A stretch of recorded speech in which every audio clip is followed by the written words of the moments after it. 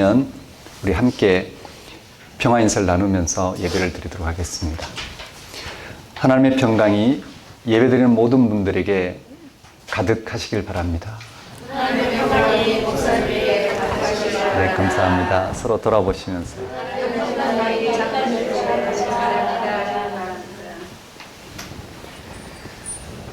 오늘은 새로운 교회력의 시작인 대림절 첫 번째 주일입니다. 대림절은 죽은 자 가운데서 부활하신 예수님이 다시 오시길 기다리는 절기입니다. 부활은 종말에 하나님께서 이루실 영원한 생명으로 변화된 사건입니다. 그래서 요한복음은 그를 믿는 사람은 죽어도 살고 살아서 믿는 자는 영원히 죽지 않는다고 증언했습니다. 이런 사실을 모르는 그리스도인은 없습니다. 그러나 부활 생명을 실감하기가 쉽지 않습니다. 이걸 실감하려면 생명에 대한 기존의 생각을 완전히 바꿔야 합니다. 건강하고 화려하게 멋진 인생을 사는 것만이 생명이라고 생각하는 사람은 예수님의 부활이 뜬구름처럼 들릴 것입니다. 우리 그리스도인은 생명이 우리의 소유가 아니라 하나님의 소유라고 믿습니다. 따라서 생명을 풍성하게 누리려면 하나님과 결속되어야만 합니다. 하나님과 결속되려면 하나님이 누구인지를 깊이 알아야 합니다. 하나님을 가장 깊이 아는 길은 예수 그리스도입니다. 그분만이 임마누엘이라는 이름에 올리는 유일한 분이기 때문입니다. 예수 그리스도를 실제로 알고 믿어서 하나님과 결속될 때 우리는 생명을 생명답게, 즉 삶을 삶답게, 인생을 인생답게 살아갈 수 있습니다. 그런 삶의 과정이 바로, 그런 삶의 절정이 바로 부활 생명입니다. 미래에 완성될 그 종말론적 생명을 기다리고 희망하는 사람은 씨앗 안에 은폐된 꽃을 누리듯이 씨앗처럼 단조롭게 보이는 이 세상에조차도 종말론적 생명을 바라보고 누릴 것입니다. 초기 그리스도인들은 그런 생명을 예수 안에서 현실로 인식하고 경험했기에 순교라는 상황도 돌파할 수 있었습니다. 예배는 예수 안에서 부활 생명을 실감하면서 그 생명이 완성될 순간을 간절히 기다리는 시간입니다. 예배는 예수가 먼저 육신의 몸으로 하나님과 결속되어 꽃을 피우신 그 생명 사건을 바라보며 우리 안에도 예수를 통해 하나님 결속된 우리 안에도 그 부활 생명이 싹트고 있다는 사실에 집중하는 시간입니다. 다 같이 대림절 첫 번째 주일 예배를 성부와 성자와 성령의 이름으로 드리겠습니다.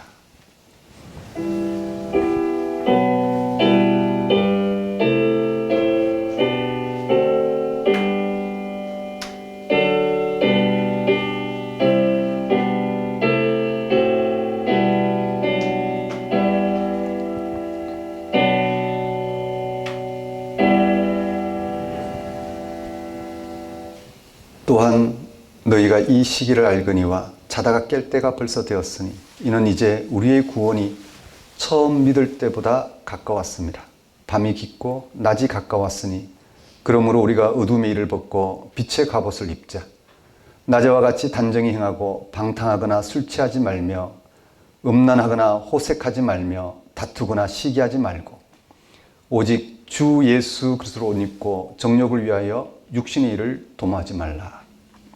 하나님 아버지, 하나님과 함께함으로 영원한 생명을 얻도록 세상을 창조하시고 다스리시는 하나님 아버지를 이 시간 찬양합니다. 예수 그리스도가 2000년 전 육신을 입고 세상에 오시어 죽은 자 가운데서 3일 만에 부활하셔서 세상에 하나님의 영원한 생명을 얻도록 하시고 그 생명을 완성하기 위해 다시 오시려는 약속을 주셨습니다. 그 약속을 굳게 믿게 하신 하나님 아버지를 이 시간 찬양합니다.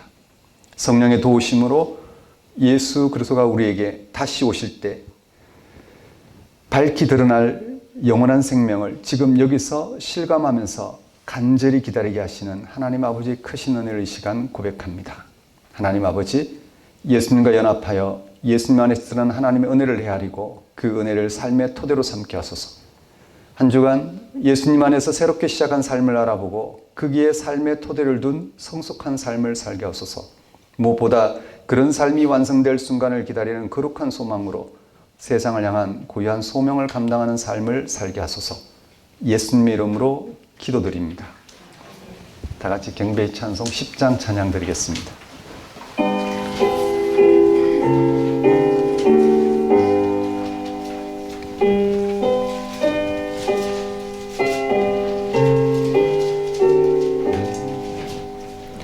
전능왕 오셔서 주 이름 찬송케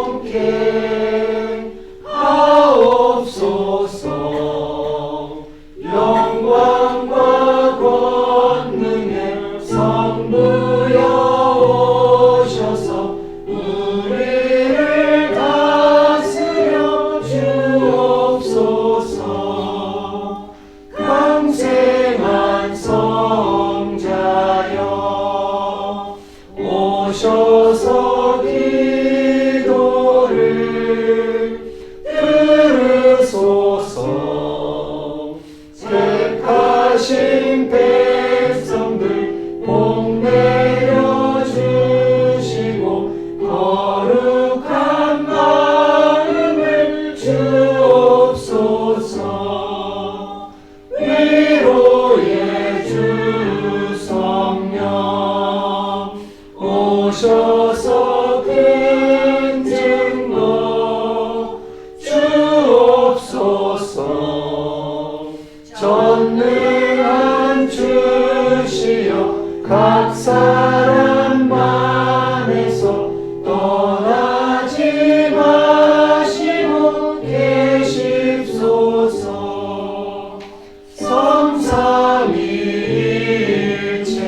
성삼위일체께 한없는 찬송을 드립니다. 존귀한 주님을 영광 좀 배웠고 영원히 모시게 하옵소서. 아멘. 다 같이 사도신경으로 신앙 고백 드리시겠습니다. 나는 전능하신 아버지 하나님 천지의 창조주를 믿습니다. 나는 그의 유일하신 아들 우리 주 예수 그리스도를 믿습니다. 그는 성령으로 잉태되어 동정녀 마리아에게서 나시고 본디오 빌라도에게 고난을 받아 십자가에 못 박혀 죽으시고 장사된 지 사흘 만에 죽은 자 가운데서 다시 살아나셨으며 하늘에 오르시어 전능하신 아버지 하나님 우편에 앉아 계시다가 거기로부터 살아있는 자와 죽은 자를 심판하러 오십니다. 나는 성령을 믿으며 거룩한 공교회와 성도의 교제와 죄를 용서받는 것과 몸의 부활과 영생을 믿습니다. 아멘. 이 시간은 참회의 시간입니다.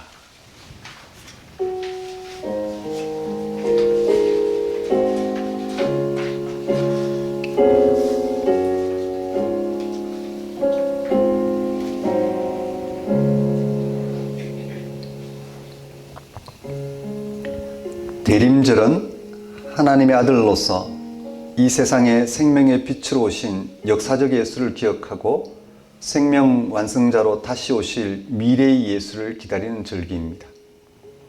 대림절이 내포하고 있는 기독교 신앙의 핵심은 깨어 있는 것입니다. 성경은 다음과 같이 전합니다. 주의하라, 깨어 있으라. 그때가 언제인지 알지 못함이라. 깨어 있으라는 말은 잠들었거나 졸고 있는 상황을 전제합니다.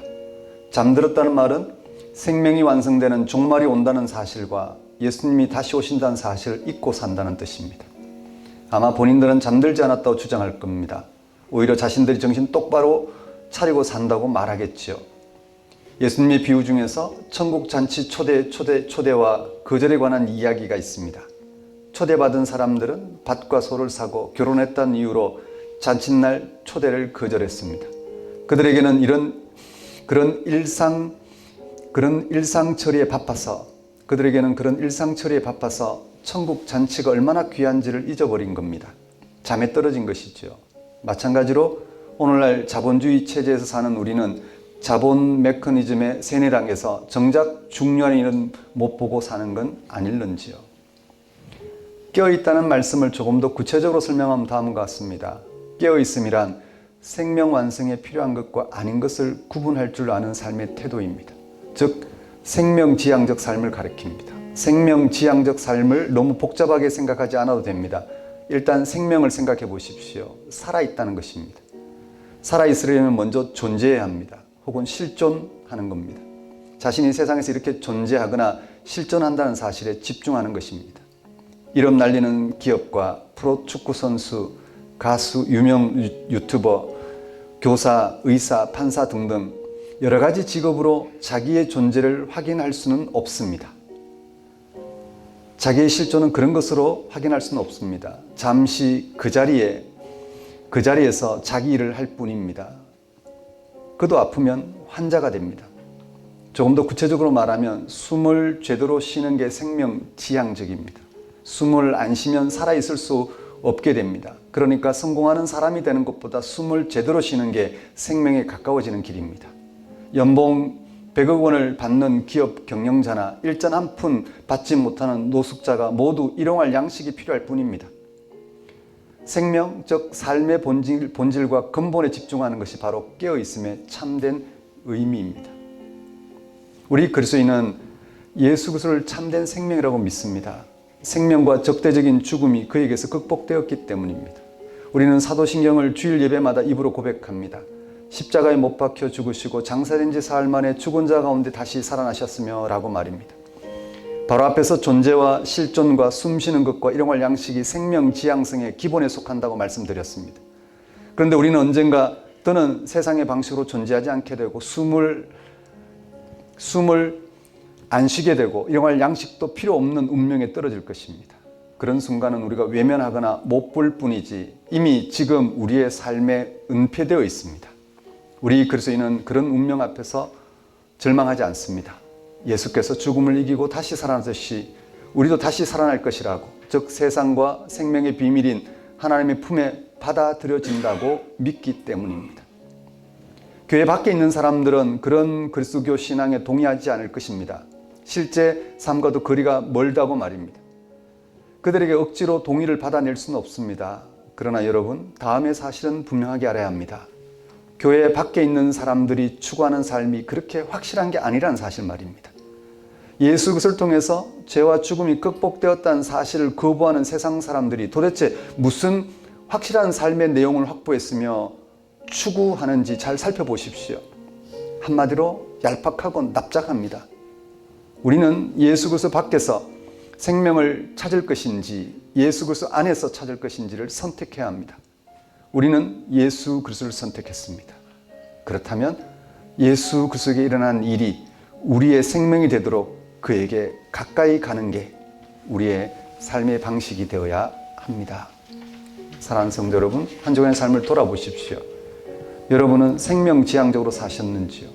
아니면 그저 주어진 대로, 세상이 요구하는 대로, 그리고 그렇게 살아도 무책임하게 죽음과 함께 완전히 파멸되는 그런 삶을 사셨는지.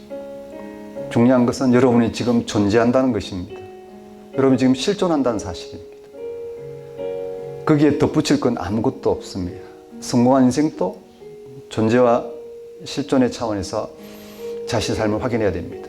실패한 사람도 존재와 실존의 차원에서 그는 그의 삶이 확실합니다. 그렇다면 우리는 지금 우리가 숨을 쉬고 살아있다는 사실, 그리고 숨을 쉬고 살아있게 하신 그 근거가 바로 예수님을 통해서 우리와 결속된 하나님이라는 사실, 그 하나님 안에서 우리의 실존과 우리의 존재는 풍성해진다는 것, 새롭게 된다는 것. 그 외의 세상의 요구는 우리를 조금도 충만하게 하지 못한다는 사실, 이 사실을 꿰뚫어 보고 지금 예수 그리스도 안에서 확보된 하나님의 생명을 바라보고 그 생명 충만한 삶을 살아갈 수 있도록 회개와 간구를 드리도록 하십시다.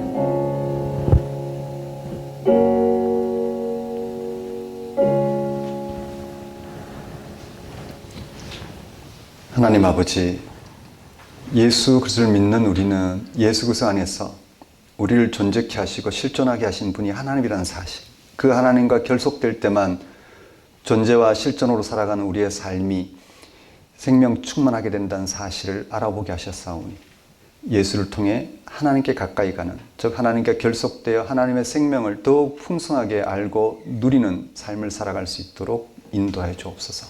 그런 삶만이 육신이 처한 고난과 죽음이라는 절망을 극복할 수 있다는 사실, 그것이 오히려 문제가 되지 않고 오히려 하나님의 생명을 더욱 풍성하게 덧입게 된다는 사실을 꿰뚫어 보며 그게 집중하는 한 주가 될 수 있도록 역사하여 주옵소서.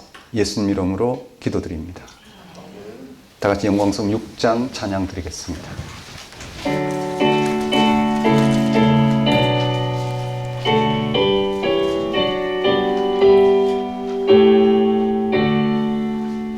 목소리 높여서 주 찬양하여라. 영광과 권세와 존귀와 위엄을 온누리 다스리시는 하나님의 왕께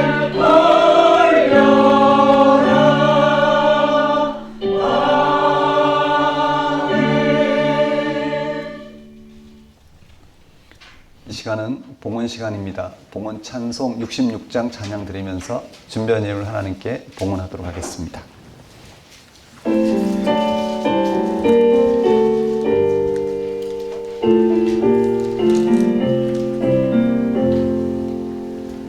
다 감사드리세 온 마음을 주께 바쳐 그 섭리 놀라워 온 세상 기뻐하네.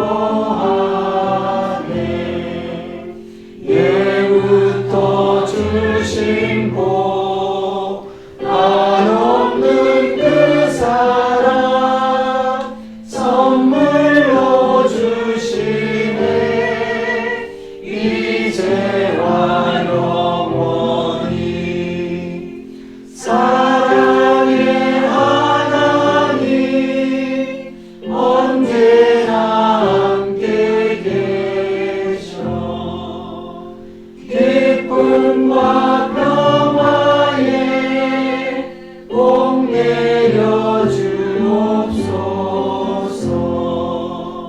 영원한 병들 때 은혜로 지키사 이 세상 악에서 구하여 주소서.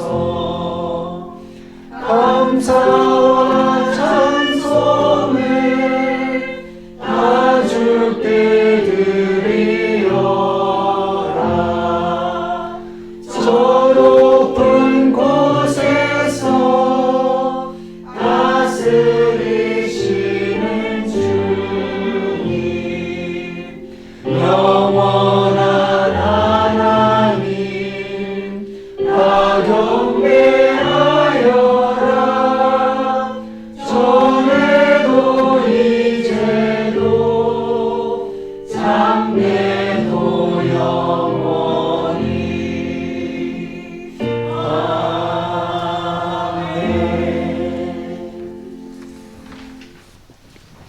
주님, 우리는 다시 오실 주님을 진심으로 기다립니다. 그때 일어날 생명의 완성을 간절한 심정으로 기다립니다. 파수꾼이 새벽을 기다리듯이 우리도 영혼의 깊이에서 그때를 기다립니다. 주님이 다시 오실 때 일어날 일은 마지막 때 일어날 미래의 사건일 뿐만 아니라 지금 이 자리에 일어난 현재의 사건이기도 합니다. 주님이 다시 오실 때 일어날 일은 생명 완성 사건으로 미래이면서 동시에 현재입니다. 아직 아니면서 동시에 이미 일어났습니다. 종말은 이미 여기 와 있습니다. 지금 우리 눈에 그때가 보이지는 않습니다. 다시 오실 주님을 통한 생명의 완성도 거리가 멀게 느껴집니다. 손에 잡히지도 않습니다. 오히려 점점 더 멀어지는 것처럼 보입니다. 그래서 우리는 쉽게 낙심하고 냉소적으로 변해갑니다. 주님, 믿음이 없는 우리를 이 자리에 부르셔서 주님 다시 오실 때 일어나게 될 생명 완성인 부활에 우리의 영혼을 완전히 맡기게 하시니 지금 우리가 어떤 형편에 처해 있던 부활 생명에 사로잡히도록 도우시니 어찌 하나님께 감사와 찬양을 드리지 않을 수 있겠습니까? 하나님 아버지, 이러한 하나님의 다스림 가운데 살아가게 하시는 하나님의 은혜를 이 시간 고백합니다. 우리의 모든 필요를 채우신 하나님께 감사와 영광을 돌리는 것은 우리의 마땅히 행할 바이며 또한 지극한 기쁨을 알고 하나님 앞에 들고 나온 우리의 예물 권신을 받아주소서. 우리로 생명의 주 앞에, 그 신비 앞에, 그 약속과 미래 앞에 다만 순종한 삶을 살게 하소서. 예수님의 이름으로 기도드립니다. 네, 교회 소식을 전하는 시간입니다. 작은 교회 여러분 안녕하십니까? 현재 우리는 작은 교회로 살아가고 있습니다.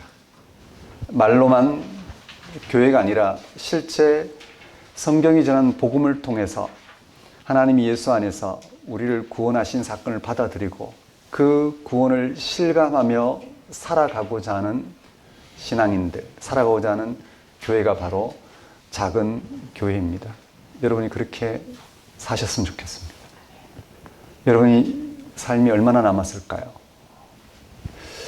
남은 삶 동안 다가올 죽음 앞에 막막해하지 않고 또 죽음은 내려낼 세상살이에 절절매지 않고 예수를 믿음으로써 하나님을 실감하고 하나님의 생명 충만한 삶을 통해서 감당해 가시는 그런 남은 삶을 살아내셨으면 좋겠습니다. 그건 여러분만 아니라 여러분 주변에 있는 사람들에게도 삶의 능력이 됩니다.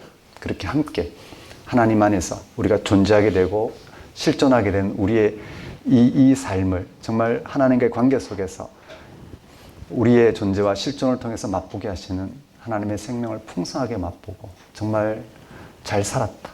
선물로 주신 삶을 다함없이 살았다. 이런저런 육신의 고난 가운데 있었지만 그러나 예수 안에서 하나님의 생명을 실감하며 그 하나님의 생명에 참여하는 방식으로 정말 다함없이 값지게 잘 살았다.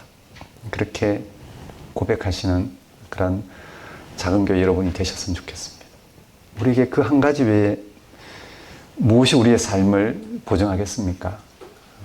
여러분이 어떤 인생을 사셨든 또 남은 인생을 어떻게 보내야 되든 예수 안에서 하나님을 실감하십시오. 그러면 하나님이 책임지십니다. 하나님이 보존하시고 지키십니다. 이건 틀림없는 사실입니다.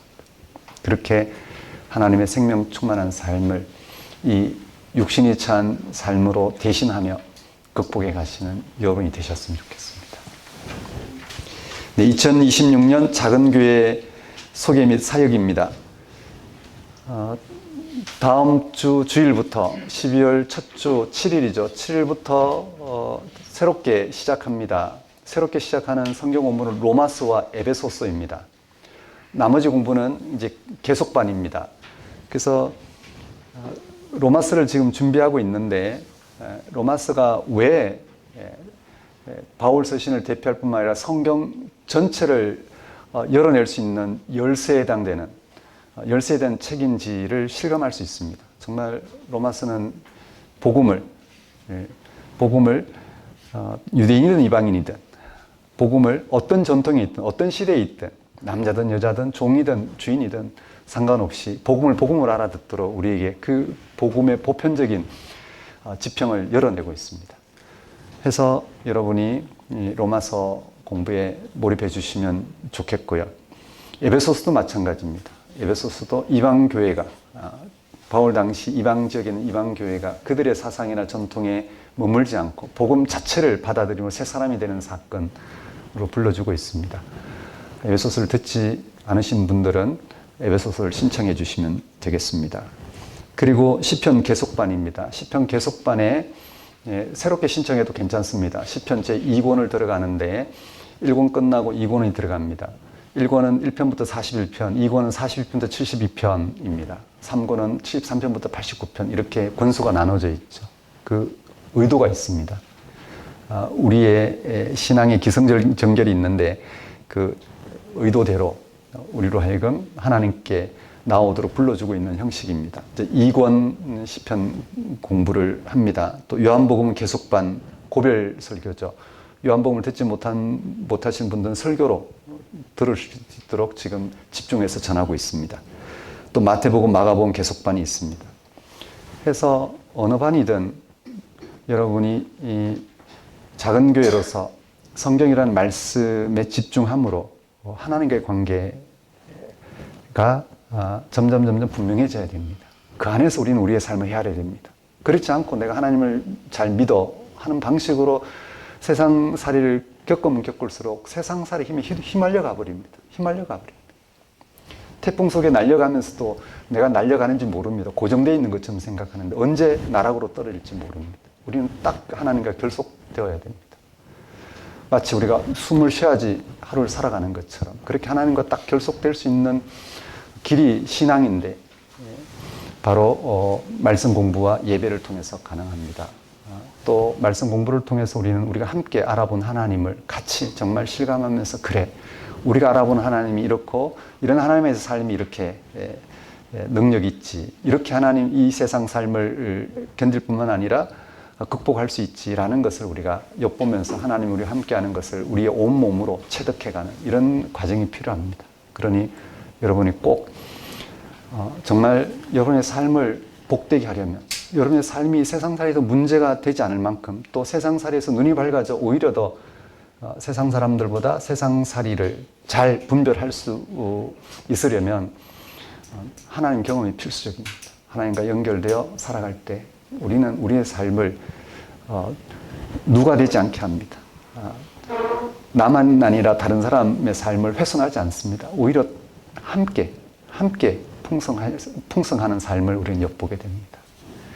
그런 길이 있다는 것을 염두에 두시고 함께 말씀에 잘 집중해 갔으면 좋겠습니다. 저희 사역자들 잘 준비해서 여러분과 함께 하나님과 결속된 삶을 다함 없이 알아보도록 그렇게 하겠습니다. 네, 신청해 주십시오. 오늘 로마서 교재가 나왔는데 참석하신 분들은 예배 참석한 분들은 다 로마서 듣는 분들은 다 받아 가십시오. 또 신청하신 분들은 신청 직접 하지 않더라도 우리 고린도전서 반에 계셨던 분들은 우편으로 보내드릴 겁니다. 그리고 새로운 분들이 또 신청해 주신 분들이 있습니다. 우리가 어떻게 적응하실지 네, 다음 없이 우리가 한번 섬기는 마음으로 우리가 정말 섬기는 마음으로 함께 할 수 있도록 그렇게 마음을 품어주셨으면 좋겠습니다. 주일 작은 교회 예배 안내인데 1부 주일 예배, 작은 교회 예배 주일 10시 지금 드리고 있는 예배입니다. 2부 주일 예배 다음 주에 작은 교회 함께하는 다음 세대 예배 있습니다.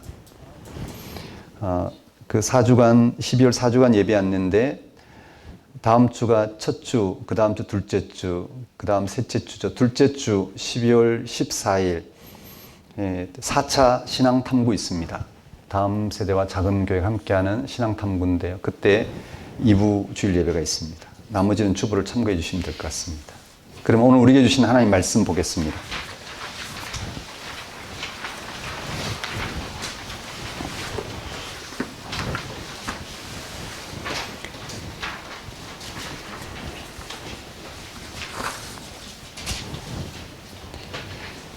오늘 우리에게 주신 하나님 말씀 요한복음 17장 6절에서 19절까지 말씀 제가 받들어 봉독하겠습니다. 요한복음 17장 6절에서 19절 말씀입니다. 세상 중에서 내게 주신 사람들에게 내가 아버지 이름을 나타내었나이다. 그들은 아버지의 것이었는데 내게 주셨으며 그들은 아버지의 말씀을 지켰나이다. 지금 그들은 아버지께서 내게 주신 것이 다 아버지로부터 온 것인 줄 알았나이다. 나는 아버지께서 내게 주신 말씀들을 그들에게 주었사오며 그들은 이것을 받고 내가 아버지께로부터 나온 줄을 참으로 아오며 아버지께서 나를 보내신 줄도 믿었사옵나이다. 내가 그들을 위하여 비옵나니 내가 비옵는 것은 세상을 위함이 아니요 내게 주신 자들을 위함이니이다. 그들은 아버지의 것이로소이다. 내 것은 다 아버지의 것이요 아버지의 것은 내 것이온데 내가 그들로 말미암아 영광을 받았나이다. 나는 세상에 더 있지 아니하오나 그들은 세상에 있사옵고 나는 아버지께로 가옵나니 거룩하신 아버지여 내게 주신 아버지의 이름으로 그들을 보존하사 우리와 같이 그들도 하나 되게 하옵소서. 내가 그들과 함께 있을 때에 내게 주신 아버지 이름으로 그들을 보존하고 지켰나이다. 그 중에 하나도 멸망하지 않고 다만 멸망의 자식뿐이오니 이는 성경을 응하게 함이니이다. 지금 내가 아버지께로 가오니 내가 세상에서 이 말을 하옵는 것은 그들로 내 기쁨을 그들 안에 충만히 가지게 하려 함이니이다. 내가 아버지의 말씀을 그들에게 주었사오매 세상이 그들을 미워하였사오니 이는 내가 세상에 속하지 아니함 같이 그들도 세상에 속하지 아니함으로 인함이니이다. 내가 비옵는 것은 그들을 세상에서 데려가시기를 위함이 아니요 다만 악에 빠지지 않게 보존하시기를 위함이니이다. 내가 세상에 속하지 아니함 같이 그들도 세상에 속하지 아니하옵사옵나이다. 그들을 진실로 거룩하게 하옵소서. 아버지의 말씀은 진리니이다. 아버지께서 나를 세상에 보내신 같이 나도 그들을 세상에 보내었고 또 그들을 위하여 내가 나를 거룩하게 하오니 이는 그들도 진리로 거룩함을 얻게 하려 함이니이다. 하나님 아버지, 이 시간 선포되는 말씀을 통하여 삼위일체 하나님의 구원의 역사에 더욱 깊이 참여할 수 있도록 역사해 주옵소서. 그래서 남은 우리의 인생이 하나님을 실감하며 하나님의 구원의 능력으로 덧입을 수 있도록 인도하여 주옵소서. 예수님 이름으로 기도드립니다. 오늘 설교 본문은 요한복음 17장 6절에서 19절까지 말씀이고 제목은 영생과 그리스도인의 고유한 삶입니다. 요한복음 13장에서 17장은 예수님의 고별사입니다. 예수님이 체포당하기 직전에 제자들에게 주신 말씀이죠. 여기서 예수님은 자기의 죽음을 세상을 구원하기 위하여 자신이 하나님께 가는 길이라고, 그리고 하나님이 자신을 통하여 세상에 온전히 드러나는 길이라고 했습니다.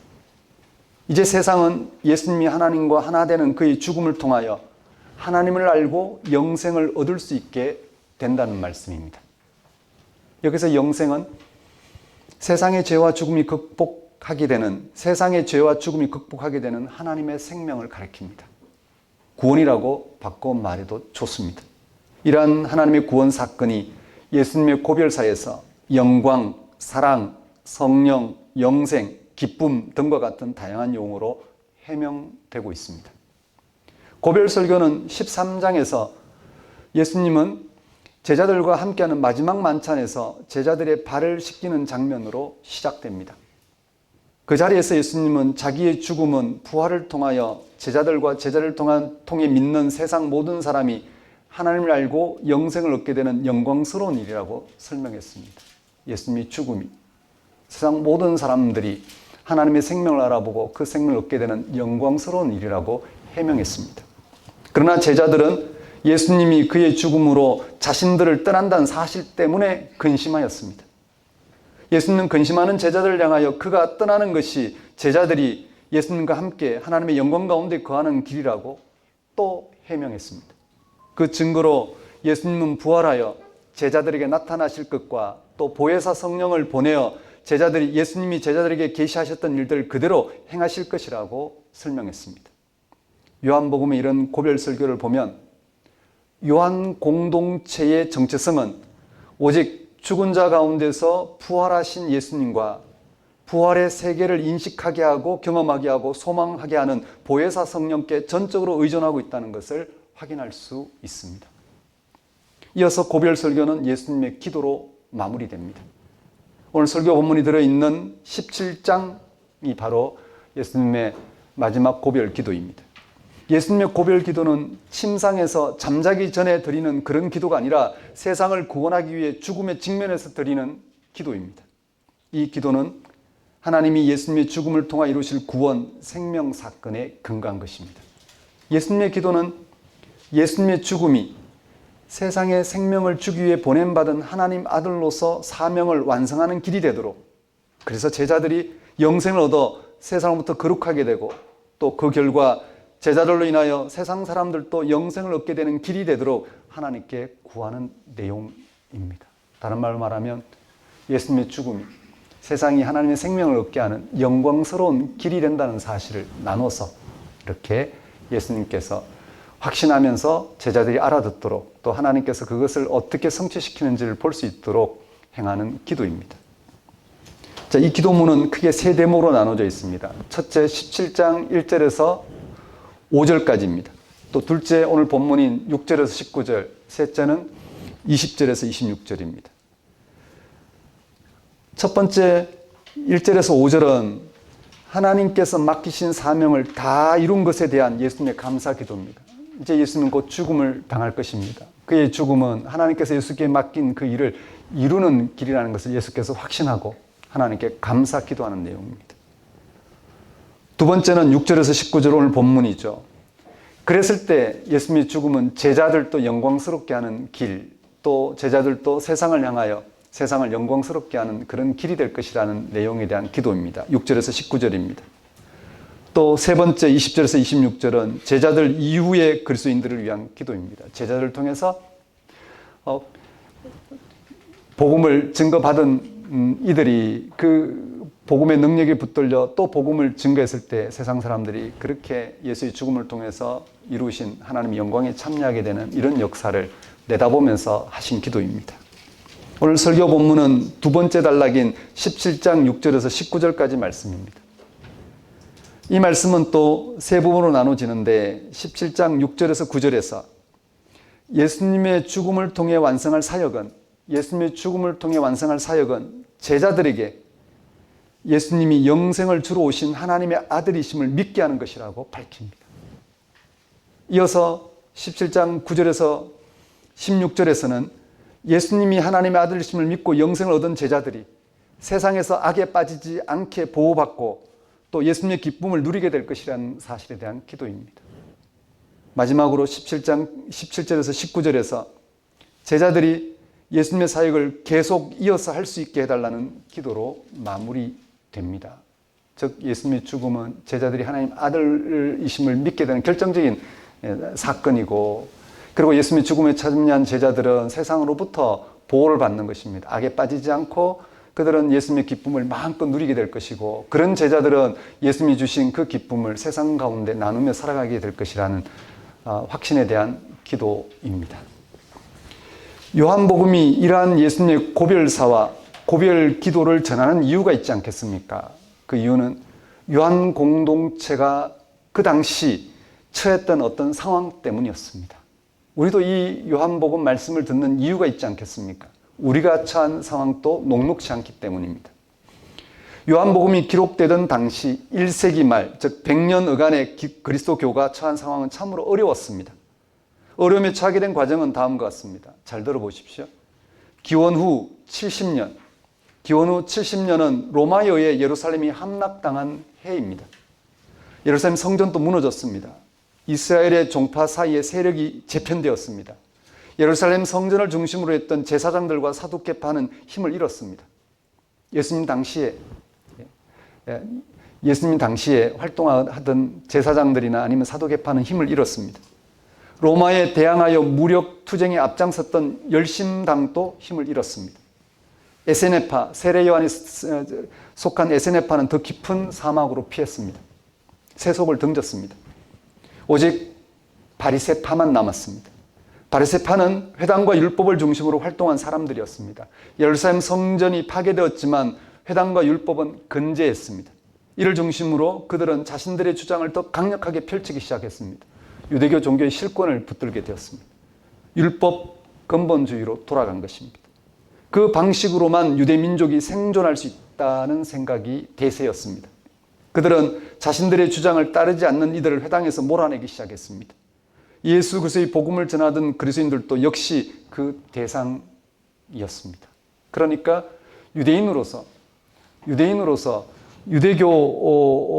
속한 유대인으로서 예수를 믿고 있는 이들은 이제 유대교에서 완전히 색출당하고 배척당하게 되는 그런 상황이 펼쳐졌다는 것입니다. 초기 그리스도교는 바리새파의 근본주의 운동이 본격화하기 이전까지는 유대교와 원만한 관계를 유지했습니다. 사도행전이 보도하고 있는 초기 그리스도교의 초기 활동에도 그런 흔적이 있습니다. 베드로와 요한은 유대교의 기도 시간에 맞춰서 예루살렘 성전에 정기적으로 전환을 들기도 했습니다. 초기 그리스도교는 유대교의 전통을 그대로 따르면서도 예수를 믿을 수 있다고 생각했습니다. 유대교 측에서도 이들을 나사렛파로 그냥 인정할 정도였습니다. 이방 지역에 사는 이민 생활을 하고 있던 유대인 그리스도인들이 지도자로 활동하면서부터 문제가 생기기 시작했습니다. 그들이 유대교의 전통과 율법을 부정하면서, 왜냐하면 이방 지역에 살았기 때문에 복음을 더욱 복음답게 실감하게 되었고, 복음을 받아들인 그들은 유대교와 이제 대립하기 시작했습니다. 유대교의 전통과 율법을 부정하면서 예수 그리스도의 복음을 강조했습니다. 유대인들은 이를 두고 볼 수 없었고, 그리스도인 중에서 유대인의 전통과 율법을 노골적으로 부정하는 이들을 박해했습니다. 이에 대한 대표적인 사건이 스데반의 순교 사건입니다. 이후 복음이 이방 지역에 전해지면서 더욱 확산되면서 더 큰 문제가 발생했습니다. 예루살렘 교회가 복음을 받아들인 이방인들을 같은 하나님 백성으로 받아들였기 때문입니다. 유대교는 이를 용납할 수 없어 예루살렘 교회를 박해했습니다. 그때 야고보가 순교하고 베드로가 감옥에 갇혀 겨우겨우 목숨을 건질 정도였습니다. 유대교는 이를 용납할 수 없어 예루살렘 교회를 박해했습니다. 하지만 이러한 박해는 드러나게 유대교의 전통과 율법을 부정하는 이들을 향한 것이었습니다. 예수님의 동생 야고보나 또는 바리새파 출신 유대 그리스도인들은 유대교와 좋은 관계를 유지했기 때문에 괜찮았습니다. 여전히 예루살렘 교회에서 활동할 수 있었습니다. 유대 지역에 사는 대다수의 유대 그리스도인은 유대교와 좋은 관계를 유지하고 있었습니다. 이런 관계는 70년 예루살렘 함락 이후 바리새파 운동이 본격화되면서 깨졌습니다. 이제 초기 그리스도교는 양자택일을 해야만 했습니다. 바리새파가 요구하는 정도로 율법을 준수할 것인지 아니면 그들과 결별할 것인지 말입니다. 율법을 따르게 되면 복음의 본질이 훼손될 것이며 그들과 결별하면 정치, 경제적인 많은 불이익을 감수해야만 합니다. 그 불이익은 크게 두 가지입니다. 하나는 바리새파가 득세한 예루살렘에서 기독교 공동체를 유지하기 힘들었다는 것입니다.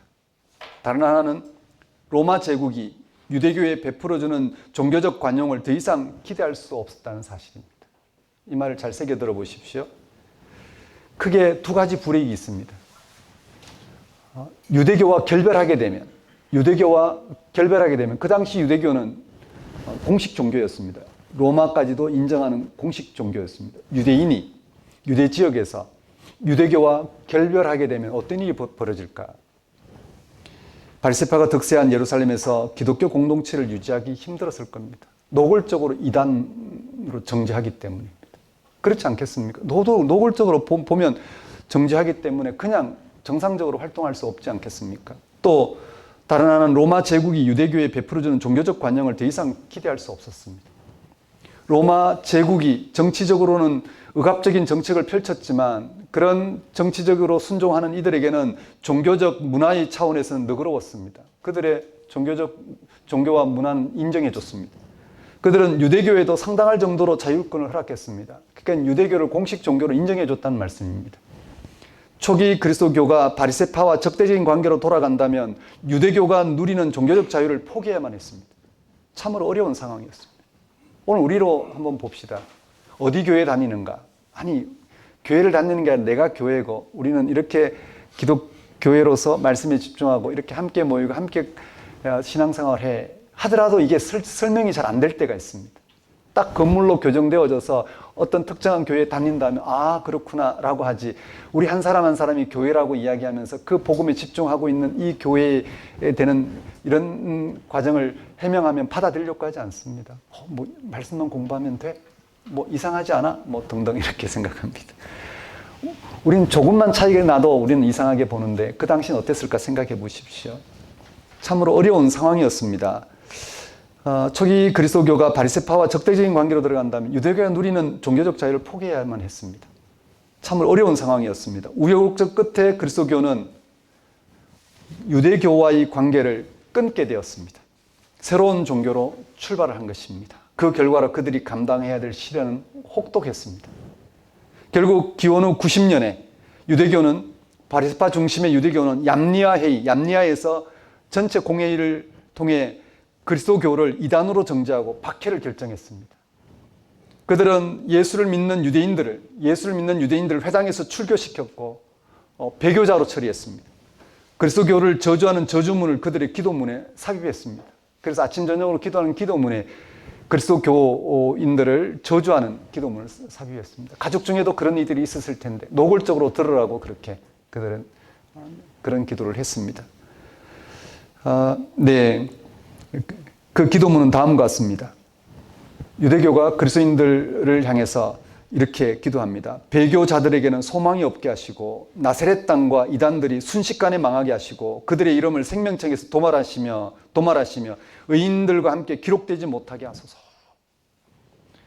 그렇게 같은 민족이자 가족들을 향해서 저주문을 선언했습니다. 이러한 혹독한 시련 가운데 있는 초기 그리스도교를 향하여 요한복음 기자는 그리스도인들의 정체성을 분명히 하도록 예수님의 고별사와 고별 기도를 전하고 있는 것입니다. 요한복음 기자는 초기 그리스도교의 상황을 이렇게 말합니다. 오늘 본문 17장 14절 전반절을 보십시오. 17장 14절 이렇습니다. 내가 아버지의 말씀을 그들에게 주었사오매 세상이 그들을 미워하였사오니. 예수님의 말씀을 따르던 제자들과 초기 그리스도인들은 세상에서 미움을 당했습니다. 앞에 말씀드린 그런 정황입니다. 이런 시련은 16장에서 이미 구체적으로 거론되었습니다. 너희는 곡하고 애통하겠으나 세상은 기뻐하리라. 너희는 근심하겠으니 너희 근심이 도리어 기쁨이 되리라. 16장 20절 말씀입니다. 물론 기쁨을 말하고 있으나 그 이전에 고통을 당할 것이란 말씀입니다. 승리를 담보하고 있으나 환난을 당할 것입니다. 그런 환난은 위에서 설명한 것처럼 아주 구체적인 것이었습니다. 요즘 우리는 신앙의 자유를 만끽하고 있습니다. 그래서 우리는 복음서의 이런 진술을 진지하게 생각하지 않습니다. 이런 말씀은 우리 복음 신앙의 자유를 맛보고 있는 우리에게는 해당되지 않는다고 생각합니다. 그리스도인이 예수 그리스도의 복음 때문에 세상에서 박해당하는 이야기를 남의 이야기같이 생각합니다. 일제 강점기 때 신사참배를 요구하던 그리스도인들이나 북한 체제 아래에 사는 소수의 그리스도인에게만 해당한다고 말입니다. 그럴까요? 그렇지 않습니다. 어쩌면 오늘의 우리가 더 심각한 신앙의 위기에 빠져 있는지 모릅니다. 신앙의 타성, 신앙의 매너리즘에 빠져들고 있다는 말씀입니다. 오늘 우리의 신앙의 위기는 바로 신앙의 타성, 매너리즘입니다. 신앙의 타성에 빠지지 않으려면 초기 그리스도교가 경험한 신앙의 중심으로 돌아가야 합니다. 말하자면 기독교 신앙의 본질을 알아보고 거기에 우리는 일치하고자 해야 합니다. 그렇다고 우리가 억지로 신앙의 박해를 받아야 한다는 말씀도 아닙니다. 간혹 그렇게 생각하는 사람들이 있습니다. 신앙은 박해를 통해서 성장한다고 생각하고 무조건 투쟁적으로 신앙생활하는 사람들이 있긴 합니다. 믿지 않는 가족과 살면서 신앙생활을 독선적으로 하는 이들이 있습니다. 가족과 합의하지도 않은 채 지나칠 정도로 많은 교회당 건축 헌금을 내거나 각종 헌금을 내거나 지나칠 정도로 경건을 내세웁니다. 신앙을 지킨다는 명분으로 가족 사이의 신뢰를 포기하기도 합니다. 멀쩡히 약속해놓고는 그냥 어깁니다. 교회 일이 있다고 어깁니다. 그것도 하나님의 뜻이라고 주장하면서 어깁니다. 나머지 가족들은 황당할 수 있습니다. 이런 것을 신앙으로 인한 박해라고 생각하는 건 큰 착각입니다. 유치한 신앙이 유발시키는 갈등이요, 그 복음을 해치는 행위일 수도 있습니다. 이들이 고소하는 것은 신앙의 형식에 불과하기 때문입니다. 신앙의 형식으로 주위 사람들을 불편하게 할 필요는 없습니다. 신앙 형식은 초기 그리스도교와 오늘 우리 그리스도교와 똑같을 필요는 없습니다. 서로의 상황이 다르기 때문입니다. 중요한 건 신앙의 본질입니다. 본질을 붙들고 실험하는 게 핵심입니다. 형식은 얼마든지 양보할 수 있습니다. 본질을 유지할 수 있다면. 초기 그리스도교가 박해를 받았다는 사실 자체가 중요한 게 아니라 그들이 자신들의 신앙 정체성을 어떻게 이해했는가가 중요합니다. 왜 박해를 받았나가 중요합니다. 그 정체성이 바로 박해를 불러온 근본 이유이기 때문입니다. 초기 그리스도인들의 정체성은 세상에 속하지 않았다는 사실에 놓여 있습니다. 앞에서 인용한 요한복음 17장 14절 말씀을 다시 보십시오. 그리스도인들이 세상으로부터 미움을 당하는 이유에 관한 말씀입니다. 그 이유는 이렇습니다. 내가 세상에 속하지 아니함 같이 그들도 세상에 속하지 아니함으로 인함이니이다. 이 구절은 똑같이 16절에도 반복됩니다. 내가 세상에 속하지 아니함 같이 그들도 세상에 속하지 아니하였사옵나이다. 그렇습니다. 그리스도인은 세상에 속하지 않았습니다. 즉 세상을 초월합니다. 그것이 바로 그리스도인의 정체성입니다. 그것이 확보되지 않으면 우리는 더 이상 그리스도인이라 할 수가 없습니다. 근데 이 말을 또 오해합니다. 이 말을 그리스도인은 그 자체로 거룩하고 세상 사람들은 세속적이라는 성속 이원으로 받아들이면 곤란합니다.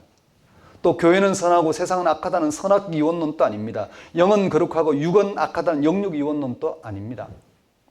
지난날 이런 식으로 그리스도교 신앙을 이분법적으로 나누어 받아들이는 사람들이 있습니다. 이런 생각은 근본적으로 하나님의 창조 능력과 모순됩니다. 하나님이 세상을 창조하시고 보시기에 좋았다고 했는데 그 세상을 우리가 어떻게 있는 그대로 악하다고 할 수 있겠습니까?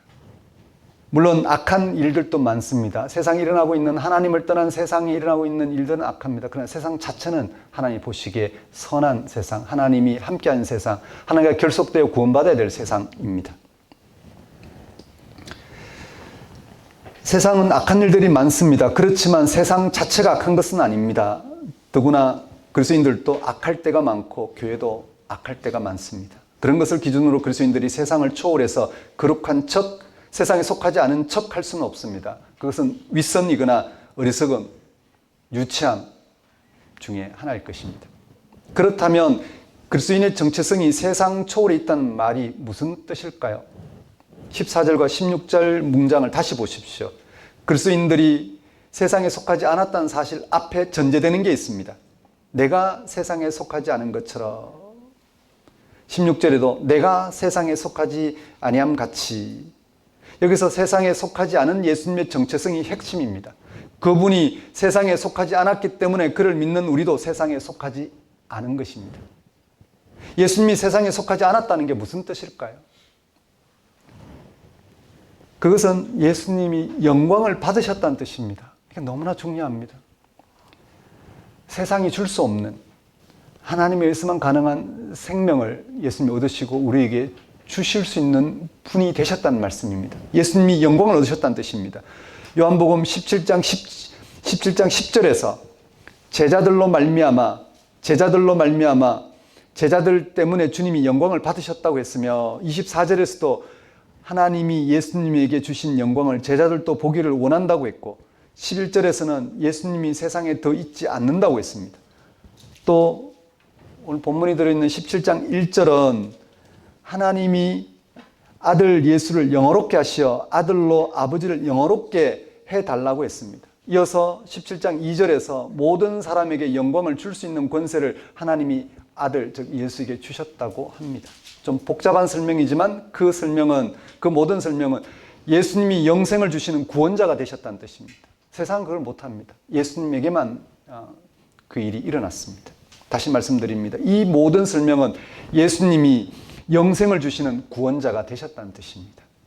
그것의 중심에는 부활 사건이 놓여 있습니다.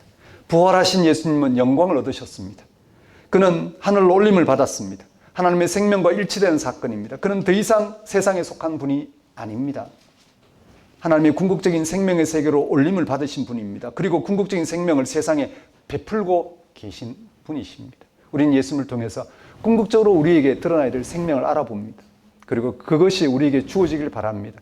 그럴 때 그 생명의 영이신 성령이 우리와 함께 하셔서 우리로 하여금 하나님에 의한 생명, 궁극적인 생명을 오늘 우리가 얻어야 될 생명임을 확정, 보정하십니다.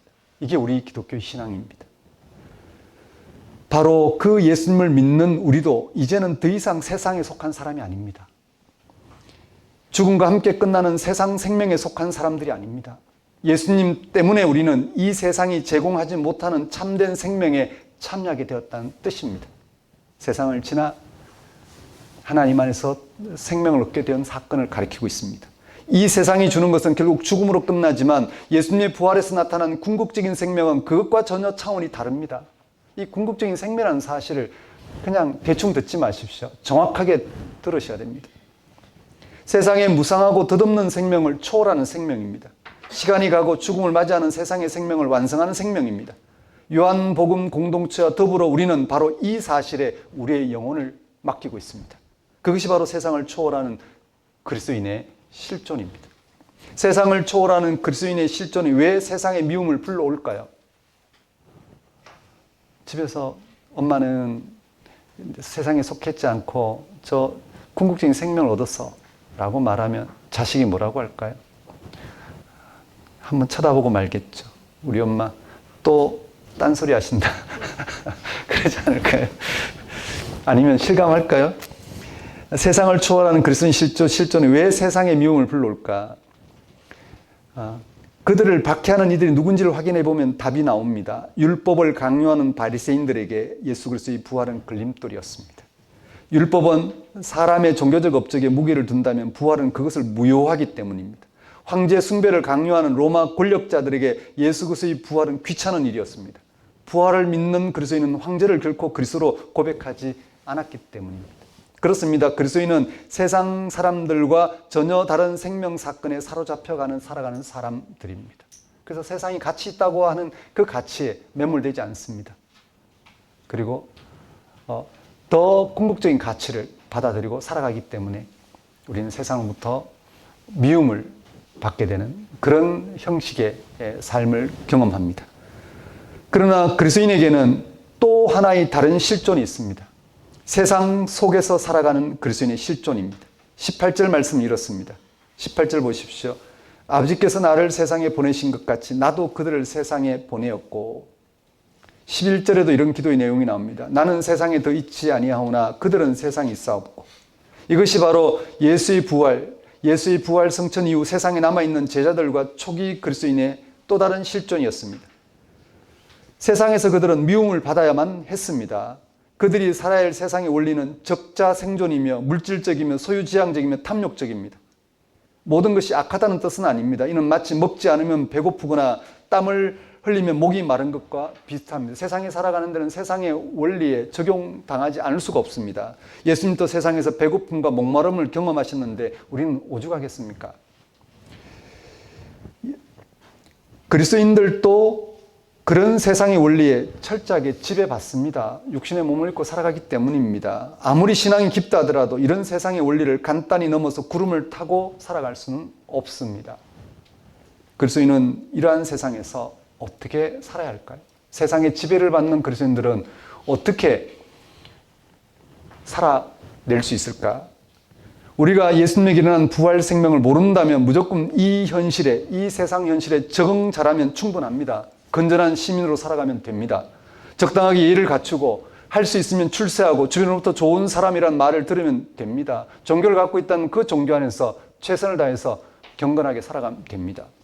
그게 세상에서 누려야 할 최선의 삶일 수도 있습니다. 그러나 우리 그리스도인들은 그렇게 살아갈 수가 없습니다. 그렇게만 살아갈 수가 없습니다. 그래서도 안 됩니다. 부활 생명이라는 생명의 세계를 우리는 맛봤기 때문입니다. 궁극적으로 세상에 속하지 않은 하나님께서 속한 생명을 맛봤기 때문입니다. 그것이 인류가 처한 구원 사건이라는 사실을 우리는 알아봤기 때문입니다. 세상에 속해 있지 않으면서 동시에 세상에 속해 있는 그리스도인들이 어떻게 살아야 할까요? 어떻게 살아야지 그리스도인다운 삶을 살 수 있을까?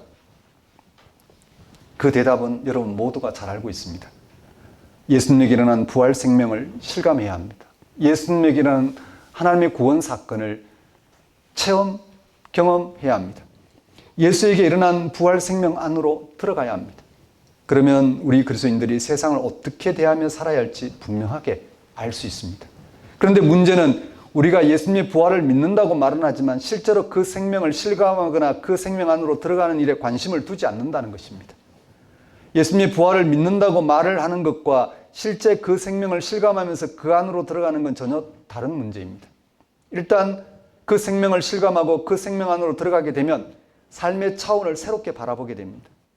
죽음 너머의 생명인 부활 생명에 붙들리면 자연스럽게 세상 안에서 그 너머의 생명을 누리는 삶을 살아갈 것입니다.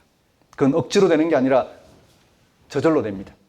왜냐하면 거기서 부활의 영, 생명의 영, 진리의 영이 함께 하시기 때문입니다. 보혜사 성령께서 예수에게서 확인한 그 생명을 우리의 생명으로 드러내시고 그 생명의 능력을 덧입게 하시기 때문에 우리는 그 생명의 능력 안에서 세상을 충분히 감당하며 더 나은 방식으로 세상을 대하고 살아갈 수 있게 됩니다. 우리가 성령의 역사하심으로 예수님에게 성취된 부활 생명을 경험하는 최선의 길은 다음과 같습니다. 잘 들어보십시오. 우리가 정말 세상에 속해 있지 않으면서 세상에 속한 방식으로 살아가는 데 있어서의 최선의 길은 다음과 같습니다. 첫째, 예수님의 십자가의 죽음으로 성취된 부활 생명에 대한 증언을 듣는 것입니다. 증언을 통해 그것이 어떤 차원인지를 자세히 알아보는 것입니다. 일단 알아봐야 합니다. 궁극적인 생명이 뭔지, 부활 생명이 뭔지, 죽은 자 가운데 부활하신 사건이 뭔지, 영생이 뭔지, 하나님 안에서 우리에게 주어지는 참 생명 사건이 뭔지 같은 말입니다. 그것을 일단 알아봐야 합니다. 세상을 초월해 하나님 안에서 우리에게 현실성 있게 주어진 그 생명 사건을 알아봐야 합니다. 알아볼 수 있도록 주어진 그 생명을 우리가 일단 알아들어야 합니다. 그게 뭔지 잘 모른 채 믿습니다 하고 넘어가면 곤란합니다. 그것이 예수님의 십자가의 죽음에서 발생했고 제자들에게 제시되었고 모든 기독교가 알아보고 경험하게 되는 사건이라는 사실 앞에서 성경이 그것을 증언하고 있는 대로 충분히 또 분명하게 알아봐야 합니다. 둘째, 그렇게 듣고 알아본 부활 생명에 일치하는 것입니다. 즉 예수 그리스도의 부활 생명과 일치하는 것입니다. 다른 표현으로 부활 생명이 현재 우리가 얻어야 될 참 생명이라는 사실을 받아들이는 것입니다. 먹고 사는 삶만이 다가 아니라, 죽음으로 끝나는 삶이 다가 아니라 우리가 성경의 증언을 통해서 예수에게 발생했고 제자들에게 제시되었고 모든 기독교가 경험해야 될 그 궁극적인 생명 사건이 우리가 얻어야 될 생명 사건이라는 사실을 실제로 마음으로 받아들이려고 해야 된다는, 그 생명에 닿아서 살아가고자 마음을 둘 수 있어야 된다는 말씀입니다. 다른 말로 그 생명을 얻고자 하는 것입니다. 셋째, 그러면 거기서 우리는 성령 곧 부활의 영의 인도하심으로 부활 생명의 세계를 생생한 현실로 실감하고 경험하고 신뢰하게 됩니다. 즉 참된 믿음이 주어집니다. 겨자씨만한 믿음이라도 우리의 전 삶을 새롭게 할 만한 능력으로 주어집니다. 그러면 세상에 속해 있지 않으면서 동시에 세상에 속해 있는 그리스도인의 삶을 분명히 살아갈 것입니다. 이것이 우리 기독교 신앙입니다. 이걸 위해 우리는 예배드리고, 이걸 위해 성경 공부하고, 이걸 위해 기도하고, 우리는 모든 종류의 신앙 행위를 합니다. 이게 아니면 나머지는 그냥 종교적 행위에 불과합니다. 이게 분명하다면 우리는 다른 신앙 행위를 하지 않아도, 흉내내지 않아도 괜찮습니다. 이 한 가지를 위해서 우리는 지금 같은 신앙 형식을 유지하고 있기 때문입니다. 사랑하는 성도 여러분, 우리는 당분간 새로운 교회의 시작인 대림절기를 보낼 것입니다. 이번 주까지 4주간 보낼 것입니다. 우리는 부활의 주님이 생명을 완성하기 위해 다시 오시기를 기다리고 있습니다.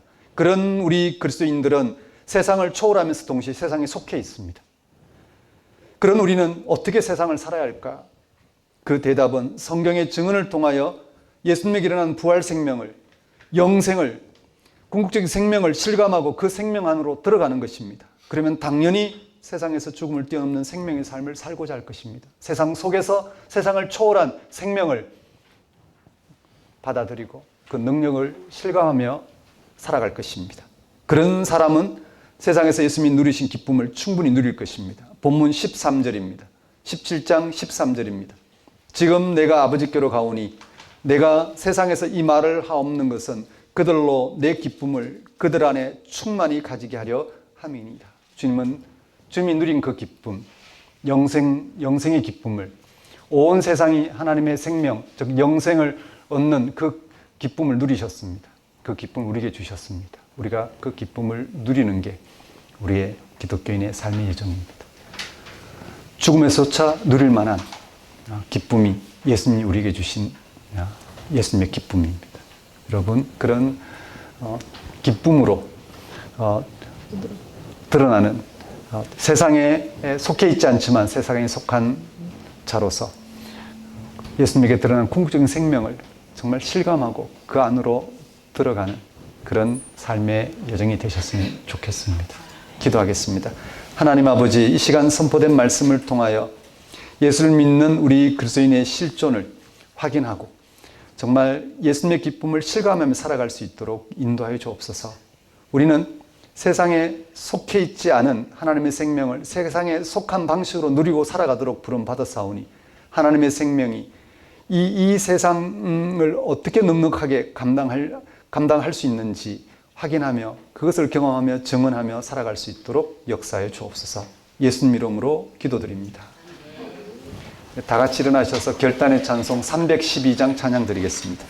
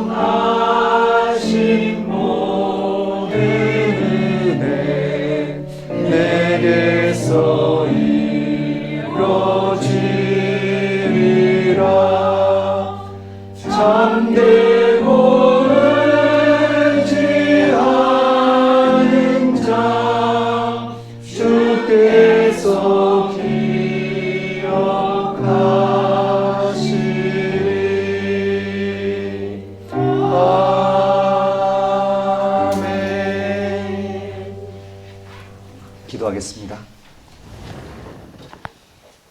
이제는 우리 주 예수 그리스도의 은혜와 하나님의 무한하신 사랑과 성령님의 교통하심이 성경의 증언을 통하여 예수에게 일어난 부활 생명을, 영생을, 궁극적 생명을 실감하고 그 생명 안으로 들어가서 세상에 속해 있지 않으면서 동시에 세상에 속한 그리스도인의 고유한 삶을 살아고자 결단하는 주의 백성이 위해 영원히 함께 하시기를 축원합니다.